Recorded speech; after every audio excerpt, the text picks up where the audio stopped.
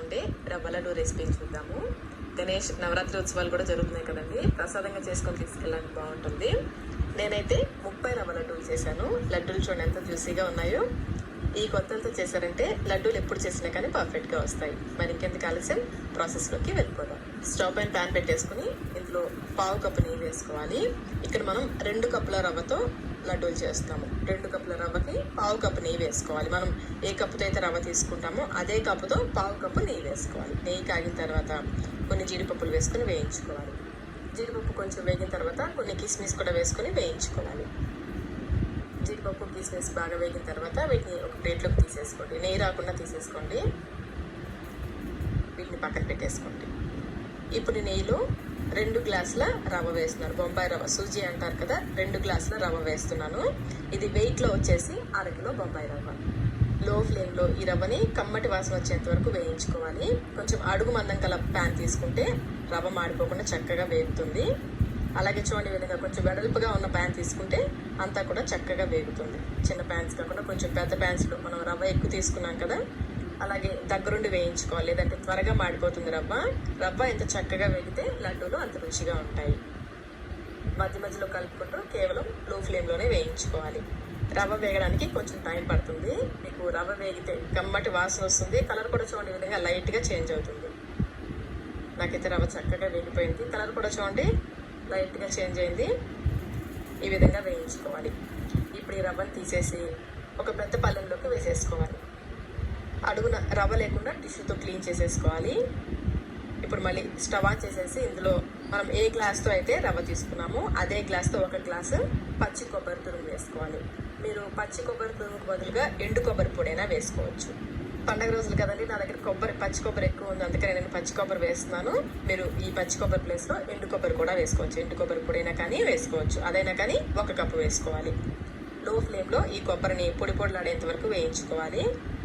కొంచెం సేపటి చూడండి, కొబ్బరిలో తేమ తగ్గి ఈ విధంగా పొడి పొడిలాడుతుంది. ఈ విధంగా పొడి పొడిగా వేయించేసుకుని ఇందులో 1 టేబుల్ స్పూన్ నెయ్యి వేసుకుని ఇది కొంచెం ఎర్రగా అయ్యేంత వరకు వేయించుకోవాలి.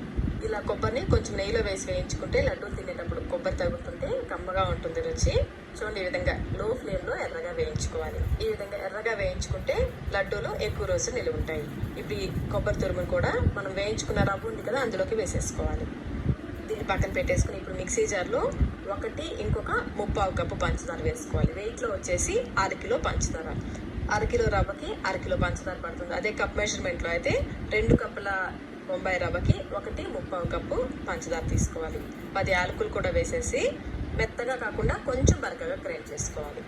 తీపి తక్కువ తినే వాళ్ళైతే 1.5 కప్పుల పంచదార వేసుకోండి. కొంచెం పలుకులుగా గ్రైండ్ చేసిన ఈ పొడిని కూడా రవ్వ కొబ్బరి మిశ్రమం ఉంది కదా, అందులోకి వేసేసుకోవాలి. ఈ పంచదార పొడి, రవ్వ, కొబ్బరి అంతా కూడా బాగా కలిసేలాగా కలుపుకోవాలి. స్పూన్తో కంటే కూడా చేత్తో అయితేనే బాగా కలుస్తుంది. చూడండి, ఈ విధంగా రబ్ చేస్తున్నట్లుగా బాగా కలుపుకోవాలి. బాగా కలుపుకున్న తర్వాత లడ్డూలు చేయడానికి గోరువెచ్చటి పాలు తీసుకోవాలి. కాచిన పాలు గోరువెచ్చగా ఉండాలి, వేడిగా కాదు చల్లగా కాదు. గోరువెచ్చటి పాలు తీసుకుని కొంచెం కొంచెం పాలు పోసుకుంటూ కలుపుకోవాలి. మనం తీసుకున్న 1 గ్లాస్ పాలని పట్టవండి చూసుకుంటూ కలుపుకోవాలి. ఇలా కలుపుతూ ఉంటే పాలని రవ్వ పీల్చేసుకుంటుంది. చూడండి, ఈ విధంగా బాగా కలుపుకున్న తర్వాత కావాలనుకుంటే మరి కొంచెం పాలు పోసుకోవచ్చు. నేను తీసుకున్న పాలన్నీ పోయలేదండి, కొంచెం పాలు పక్కన పెట్టేస్తున్నాను.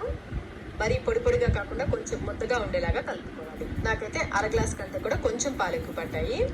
చూడండి, ఈ విధంగా కొంచెం ముద్దగా ఉండేలాగా కలుపుకోవాలి. మరి పొడి పొడిగా కాకుండా ఈ విధంగా ముద్దగా ఉండాలి.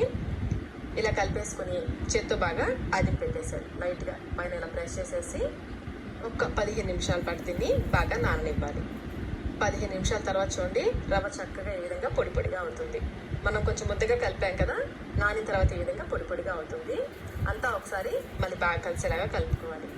కొంచెం మిశ్రమం తీసుకుని లడ్డూలాగా చేస్తే మనకి లడ్డూలాగా వచ్చింది అంటే మనం పోసిన పాలు కరెక్ట్గా సరిపోయినట్లు. లేదు మరీ పొడి పొడిగా ఉంది అంటే కొంచెం పాలు కలుపుకోవచ్చు. నాకైతే కరెక్ట్గా సరిపోయింది. ఇప్పుడు ఇందులో మనం వేయించుకున్న జీడిపప్పు కిస్మిస్ ఉన్నాయి కదా, అవి వేసేసుకోవాలి.